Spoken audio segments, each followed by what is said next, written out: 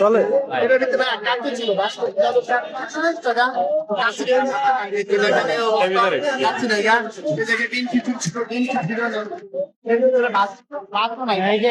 এখন ভাত হচ্ছে মাত্র কি আড়াইটা বাজে আড়াইটা বাজে এই পরিমাণে আমরা খাবার খাই অ্যারেঞ্জমেন্ট করেছি আমরা 5টা ভিতরে আমাদের যে অ্যারেঞ্জমেন্টটা ছিল এই অনুযায়ী আমাদের খাবার ছিল না কথা হয়েছে যে এত পরিমাণে দিন এটা যদি জানতাম তাহলে আরো ইউজ পরিমাণে রান্না আমরা করতে পারতাম যেহেতু আগে থেকে এরকম জানি না প্রিপারেশন নিয়ে এই জন্য মনে করেন যে দেখেন পরিস্থিতির কি খাবার সব জিনিস